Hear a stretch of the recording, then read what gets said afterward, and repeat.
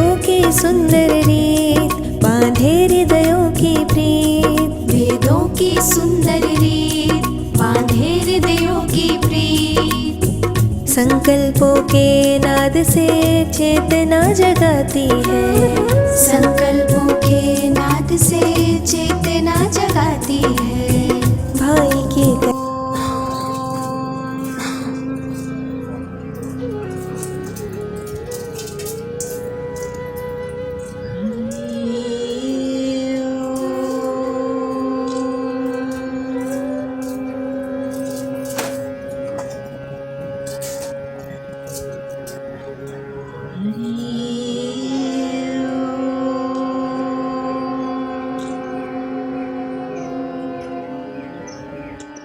दोनों हाथ जोड़ेंगे। वक्रतुंड महाकाय सूर्यकोटि समप्रभ निर्विघ्नं कुरु मे देव सर्वकार्येषु सर्वदा। सरस्वती मया दृष्ट्वा वीणा पुस्तकधारिणी हंसवाहिनी समायुक्ता विद्यादानं कुर्वे मम।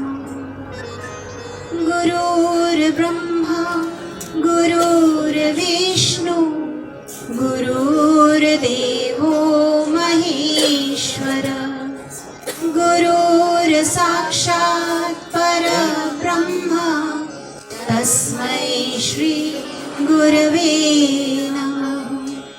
ध्यानमूलं गुरोर्मूर्ति पूजामूलं गुरोपदं मन्त्रमूलं गुरोर्वाक्यं मोक्षमूलं गुरोर्कृपा।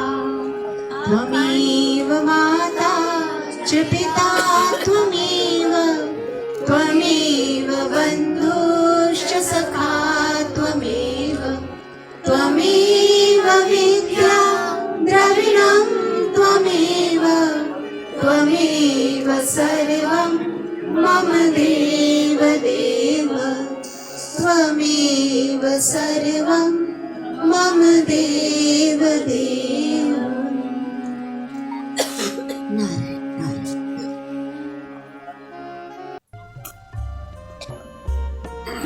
देश सेवा में समर्पित हमारे सभी भाइयों को हमारा कोटि कोटि वंदन है, नमन है। आप सब हैं जिसके कारण हमारे देश की सीमाएं सुरक्षित रहती हैं। अगर कोई देश कहता है कि मैं प्रगति कर रहा हूँ, इतने मेरे देश में इंजीनियर्स हैं, डॉक्टर्स हैं, हमारे देश की अर्थव्यवस्था इतनी अच्छी है, तो मैं कहती हूँ कि वो सब किसके कारण है? वो आप सब भाइयों के कारण है, जो देश की सीमाओं को सुरक्षित रखते हैं, जिन्होंने अपना सब कुछ त्यागा है, सर्वस्व त्याग दिया है, अपने परिवार को पीछे छोड़ा है, अपनी इच्छाओं को छोड़ा है और फिर 24 घंटे तैनात रहते हैं कि देशवासी सुरक्षित रहें, देशवासी निश्चिंतता से अपना जीवन जिए। तो इसलिए मैं ये कहती हूँ कि किसी देश में यदि सर्वोपरि और सर्वोत्तम कोई है तो वो हमारे देश के सैनिक हैं, वो हमारे देश के रक्षक हैं, वो आप सब हमारे भाई हैं। क्योंकि आप जब अपना सुख चैन छोड़ते हैं तब हम सब लोग सुख चैन की नींद सोते हैं।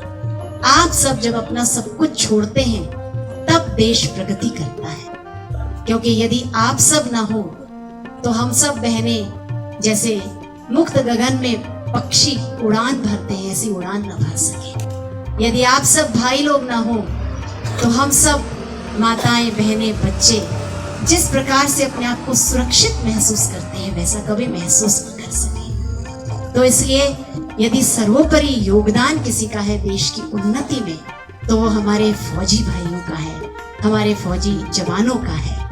इसलिए मैं अपनी पूरी टीम के साथ आप सबको एक बार जरूर सैल्यूट करती हूँ और साथ ही साथ ये भी कहती हूँ कि हमारी जो संस्कृति है इसका महत्व हमें जानना है।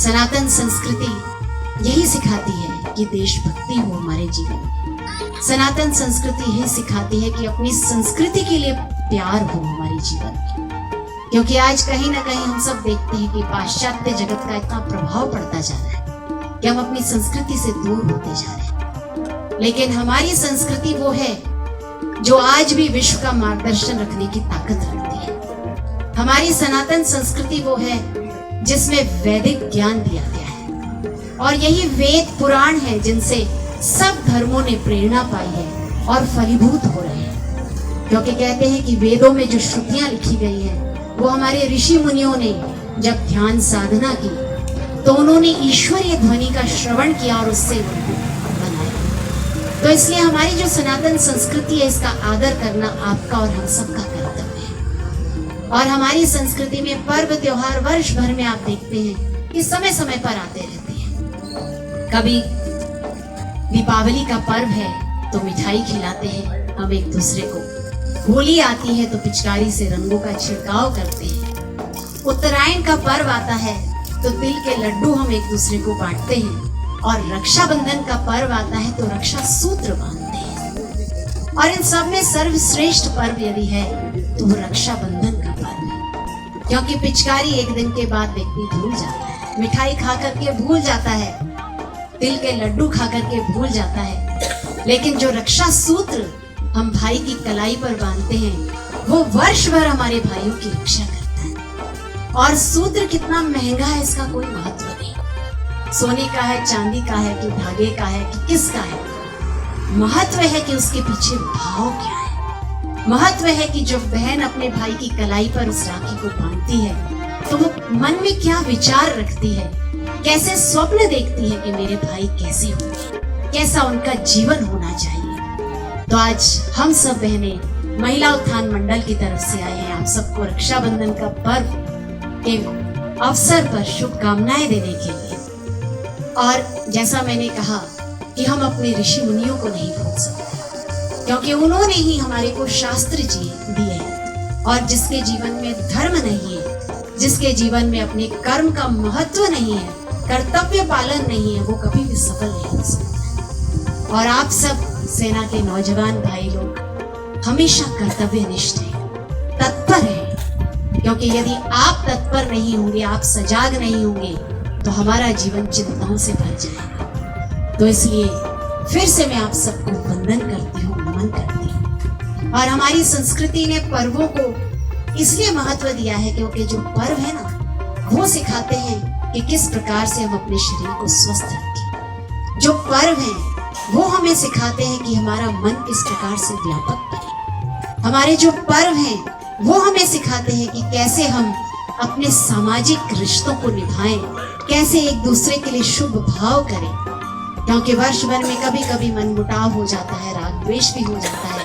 वैमनस्य भी हो जाता है। लेकिन जब कोई पर्व आता है तो हम हर चीज को भुला करके एक दूसरे को अभिनंदन देने के लिए पहुंच जाते हैं। तो दिलों को करीब लाने का जो काम है वो हमारे पर्व करते हैं। इसलिए हमारे ऋषि मुनियों ने इतनी सुंदर व्यवस्था हमें दी है कि हर 2-3 महीने में एक ऐसा सुंदर सा पर्व आ जाता है कि हम कभी भी दिलों से दूर नहीं होते। तो ये जो रक्षाबंधन का पर्व है ये आप और हम सबको ये अवसर देता है कि हम एक दूसरे की उन्नति के लिए प्रार्थना करें। हम एक दूसरे का जीवन किस प्रकार से प्रसन्नता से परिपूर्ण हो, आनंद से परिपूर्ण हो, इन भावनाओं को एक दूसरे की ओर प्रवाहित करें। तो इस रक्षाबंधन के इस शुभ अवसर पर मैं हमारी बहनों के साथ आप सबके लिए हृदय से यही प्रार्थना करती हूँ कि हमारे भाइयों का जो जीवन है वो उन्नति करे। हमारे भाइयों के जीवन में विघ्न बाधाएं भले आए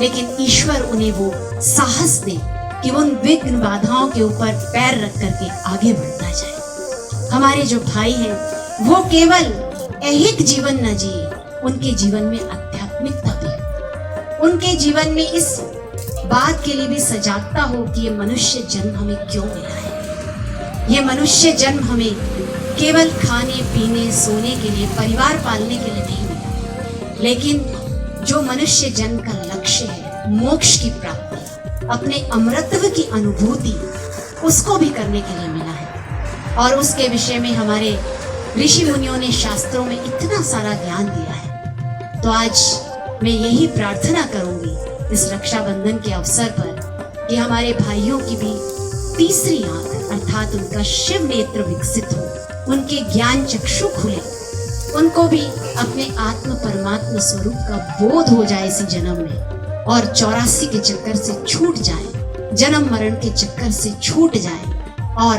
आनंदित होते हुए अपने इस मनुष्य जन्म को सफल करें। तो आज हम आपके साथ में वैदिक रक्षाबंधन मनाने के लिए आए, और वैदिक रक्षाबंधन जो है हमारी राखी के अंदर आप देखेंगे कि एक पीली पोटली होगी। वो शास्त्र में जैसी रीति बताई गई है उसी के अनुसार हमने तैयार करी है। हमारे पूज्य सद्गुरुदेव बताते हैं कि शास्त्रों के अनुसार जब हम किसी भी पर्व त्योहार को मनाते हैं तो वो अनंत गुना फलदायी हो जाता है।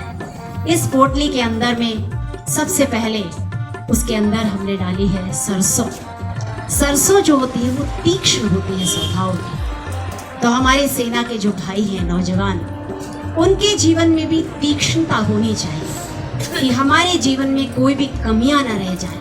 राग, द्वेष, काम, क्रोध, लोभ, मोह, इन सब को तीक्ष्ण तलवार से जिसे उखाड़ फेंकते हैं, ऐसे हम अपने चित्त में से उखाड़ फेंकते हैं। और साथ ही साथ तीक्ष्णता हो हमारे जीवन में कि सामने यदि शत्रु हो तो उसे मुंह तोड़ जवाब देने में भी हम कभी पीछे नहीं। इस पोटली के अंदर में चंदन डला जो शीतलता का प्रतीक है, सुगंध का प्रतीक है। तो आपके और हमारे मन इतने शीतल हो, इतने निश्चिंत हो कि कोई भी हमारे संपर्क में आए तो उसको भी हम शीतलता देने वाले हो जाए, ताकि उनका भी जीवन हमारे संपर्क में आने से आनंदमय हो जाए, प्रसन्नचित्त हो जाए। और साथ ही साथ हमारे जो कर्म हैं उनकी सुवास पूरे देश भर में नहीं विदेश तक भी फैले। और इस पोटली के अंदर में अक्षत है, अक्षत साबुत चावल होता है, जो इस बात का प्रतीक है कि कोई भी कार्य हम करें तो उसमें अपना 100% दें, उस कार्य में हम अक्षत श्रद्धा रखते हुए करें। तो आपकी जो देशभक्ति है वो भी अक्षत हो, कभी भी उसके अंदर किसी प्रकार की दरार ना आए। जब भी हम देश की सीमाओं पर या छावनियों में अपने कार्य में रत हो तो 100% हम उसी कार्य के बारे में विचार करें, कैसे वो कार्य सफल हो, कैसे हमारा देश उन्नति करे, कैसा हमारा देश सुरक्षित रहे, यही विचार हो हमारे मस्तिष्क के अंदर। इस पोटली के अंदर में दुर्वा है। दुर्वा जो है ये गणेश जी को चढ़ाई जाती है। तो मेरी यही प्रार्थना है आज ईश्वर से, आपके जीवन में कभी भी विघ्न बाधाएं ना आए, और यदि आए तो गणेश जी जैसे तीव्र बुद्धि के हैं, बुद्धिमान हैं, तो आपकी और हमारी बुद्धि भी ऐसी कुशाग्र हो कि हर कठिन परिस्थिति में उचित हल ढूंढ ले हम। और साथ ही साथ दुर्वा जो है तो हमारी बुद्धि जो है उसमें विमल विवेक हो, हम इस चीज का अच्छे से मोल तोल कर सके कि क्या उचित क्या अनुचित, और उचित निर्णय लेकर के अपने लक्ष्य पर पहुंच सके। और साथ ही साथ इसके अंदर में केसर डलता है, केसर या फिर हल्दी। तो केसर जो है वो तेज का प्रतीक है। तो हमारे जो भाई हैं उनके जीवन में तेज हो, तेजस्विता हो, कोई भी कार्य को आप करें तो वो कार्य अलग सा नजर आए कि हाँ इस व्यक्ति ने किया है, उसकी बुद्धि इतनी तेज है और इसीलिए इतना अच्छी प्रकार से उस कार्य को किया है कि जरा सी भी कमी नहीं है उसके अंदर। तो ये सारे शुभ भाव आज हमारे भाइयों के लिए, और ये वैदिक रक्षाबंधन कहलाता है। तो साधारण राखी नहीं, आज आप सबकी कलाई के ऊपर में हम बहने एक शुभ भावों की जो पोटली है उसके साथ में रक्षाबंधन मनाएंगे। हम जानते हैं कि आप सबके घरों में भी माताएं हैं, बहनें हैं, वो सब आपका इंतजार करती हैं, लेकिन कई बार कई वर्षों तक हमारे भाई उनके पास नहीं पहुंच पाते हैं। हम ये नहीं कहते कि आपकी बहनों का हम स्थान ले सकते हैं, लेकिन फिर भी उनकी तरह से अपने हृदय से आप सबके लिए हम शुभ भाव लेकर के आएंगे। तो हमारे भावों को आप खुले हृदय से स्वीकार कीजिएगा। और साथ ही साथ एक अंतिम प्रार्थना आप सबसे है कि आप सब अपने जीवन में देशभक्ति को स्थान दें, लेकिन साथ ही साथ हमारे जीवन में ईश्वरीय भक्ति भी आए, क्योंकि ईश्वरीय भक्ति के बिना ये जीवन अधूरा है। ईश्वरीय भक्ति के बिना हमारा मनुष्य जन्म जो है वो निष्फल हो जाता है। और आप और हम सब ने देखा है, जब विपत्ति का समय आता है तब कोई सगे संबंधी काम नहीं आता, उसमें हमें वो ईश्वर ही काम आता है। जब हम सच्चे हृदय से उस ईश्वर को पुकारते हैं तो वो ईश्वर जो है अनेक रूप में, अदृश्य रूप में हमको बुद्धि भी देता है, बल भी देता है और साथ ही साथ हमारा मार्गदर्शन भी करता है कि हम किस प्रकार से सफल हैं। तो आज जैसा गुरु गीता में लिखा है कि धन्य माता पिता धन्य गोत्रम धन्यम कुलोद्भव धन्य च वसुधा देवी यत्र स्यात् कुरु भक्तिः। तो मैं ये प्रार्थना करती हूँ कि आप सब देशभक्त होने के साथ साथ में उच्च कोटि के प्रभु भक्त भी बन जाए, ताकि आपका जीवन सफल हो। और साथ ही साथ बचपन में जब हम लोग विद्यार्थी थे तो हम सब को एक बहुत ही सुंदर कविता सिखाई गई थी, माखनलाल चतुर्वेदी की कविता, जो आप सब भी जानते होंगे, पुष्प की अभिलाषा। तो हम सब इस कविता को एक बार फिर सुन लेंगे, क्योंकि इस कविता को जब हम बचपन में सुनते थे तब समझ में नहीं आता था कि इसका भाव क्या है, लेकिन आज समझ में आता है। कितने प्यारे तरीके से उन्होंने कहा है कि चाह नहीं मैं सुरबाला के गहनों में गूंथा जाऊं, चाह नहीं प्रेमी की माला में बिंद प्यारी को ललचाऊं, चाह नहीं सम्राटों के शव पर हे हरि डाला जाऊं, चाह नहीं देवों के सिर पर चढ़ भाग्य पर इठलाऊं, मुझे तोड़ लेना वनमाली उस पथ पर तुम देना फेंक, मातृभूमि पर शीश चढ़ाने जिस पथ जाएं वीर अनेक। तो एक पुष्प यह अभिलाषा करता है कि मैं ईश्वर के सिर पर चढ़कर इठलाऊं, ऐसा भी नहीं चाहता, लेकिन जिस पथ पर देश के वीर जवान जाते हैं उस पथ पर मुझे डाल देना, ताकि मैं उनके चरणों में चढ़ पाऊं, उनको वंदन कर पाऊं, उनकी देशभक्ति को नमन कर पाऊं। तो इस पुष्प की तरह ही हम सब भी आज आपके चरणों में वंदन करते हैं, नमन करते हैं कि आप हमारे भावों को स्वीकार करेंगे, क्योंकि आप सबको ऐसी संस्कृति की सेवा करने का अवसर मिला है जो संस्कृति अद्वितीय है। कहा जाता है ना, यूनान और मिस्र और रोमा सब मिट गए जहां से, अब तक मगर है बाकी नामो निशा हमारा। कुछ तो बात है कि हस्ती मिटती नहीं हमारी, सदियों रहा है दुश्मन दौरे जमा हमारा, सारे जहां से अच्छा हिंदुस्तान हमारा। तो इस हिंदुस्तान, इस माँ भारती की सेवा करने का आपको और हमें अवसर मिला है। तो आप सबसे यही प्रार्थना है कि माँ भारती की सेवा के साथ साथ अपनी संस्कृति की भी सेवा करें, और संस्कृति की सेवा करते करते आप और हमें ये महत्व समझ आ जाना चाहिए कि हमारे जीवन में भी सद्गुरु का होना अनिवार्य है, क्योंकि जब तक सद्गुरु नहीं है तब तक जीवन को एक सही दिशा नहीं मिलती। और इसीलिए संत महात्माओं का इतना बड़ा महत्व है हमारे जीवन में कि जिसको आप और हम तोल नहीं सकते। आप सबने स्वामी रामतीर्थ का नाम सुना होगा। स्वामी रामतीर्थ जब सनातन संस्कृति का प्रचार करते करते जापान गए, जापान से अमेरिका पहुंचे, तो अमेरिका में उनके प्रवचनों को इतना ज्यादा सराहा गया, इतना पसंद किया गया कि जब वो वापस आ रहे थे तो अमेरिका के बहुत सारे लोग, उस समय पानी के जहाज से यात्रा होती थी, तो जहाज तक छोड़ने के लिए आए। तो उनमें एक युवती भी थी, उसका एक छोटा सा नवजात बच्चा था, लगभग 5-6 महीने का।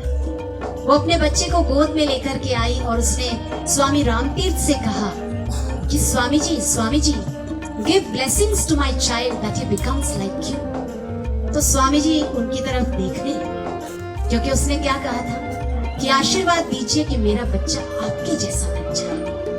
तब स्वामी जी आकाश की तरफ 2 मिनट देखे और फिर बोले कि नहीं, ये आशीर्वाद मैं नहीं दे सकता। तब उस महिला ने कहा, Swami ji, I will give you how many dollars you want, you just say, I will give you what you want.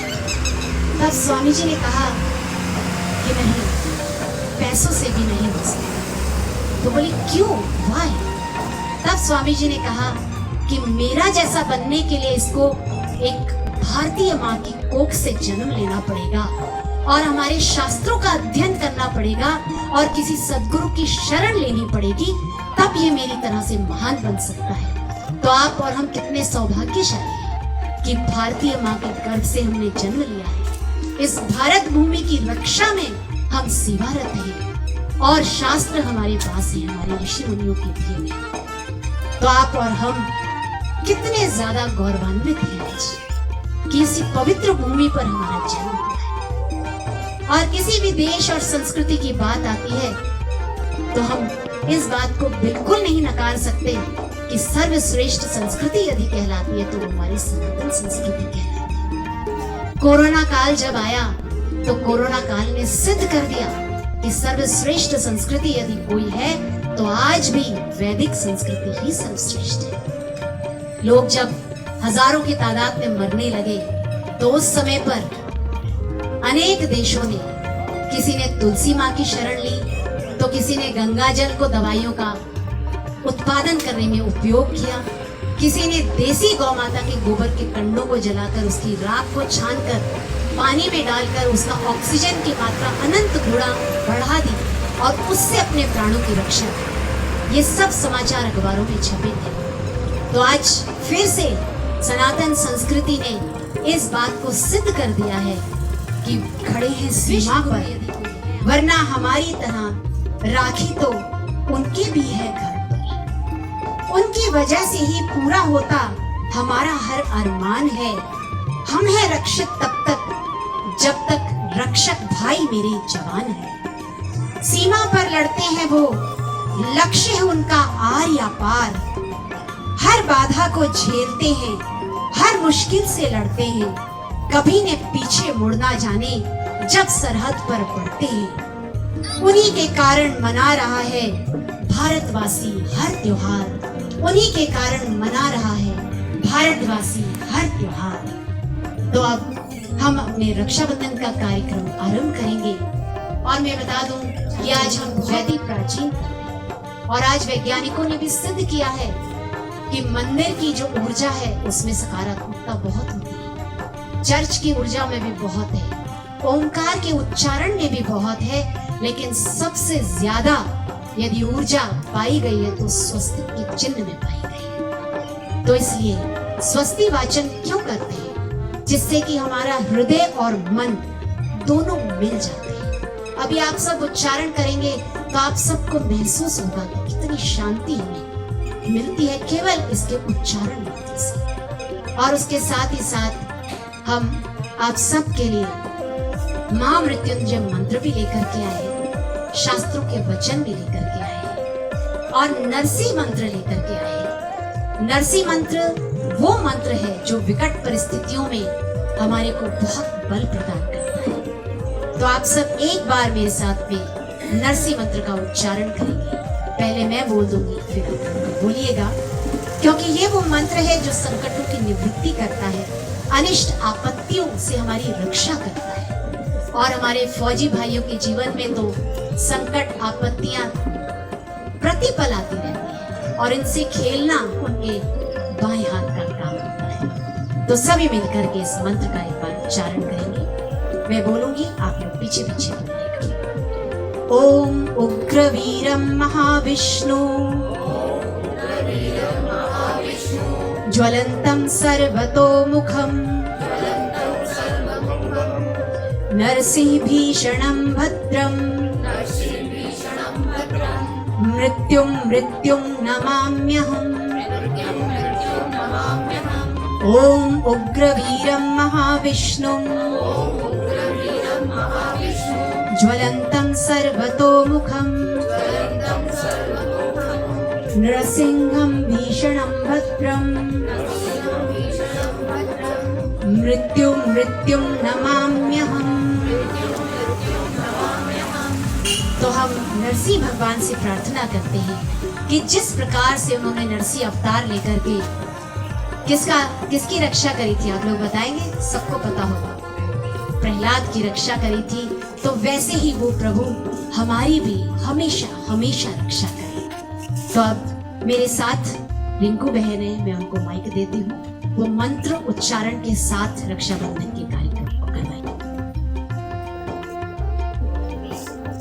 पूज्यपाद संत श्री आशाराम जी बापू द्वारा प्रेरित महिला उत्थान मंडल की बहनों के द्वारा आज यह रक्षाबंधन का कार्यक्रम किया जा रहा है। सर्वप्रथम सभी फौजी भाइयों को जय हिंद।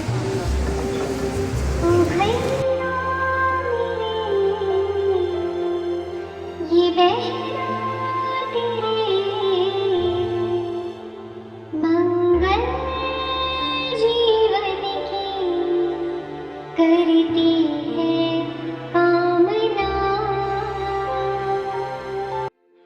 ओ बहना मैं तुम रब की सबसे हो प्यारी रचना। ओ बहना मेरी दुख आए कोई एक बार मुझे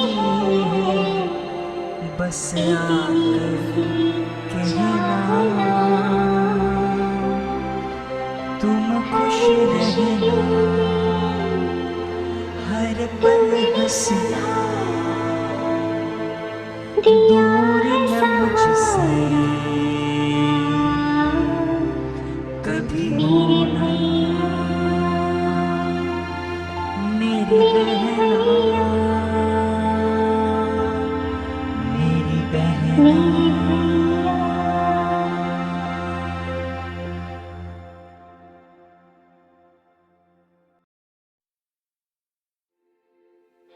ओ बहना मैं सोचूं नहीं तुम रब की सबसे हो प्यारी रचना। ओ बहना मेरी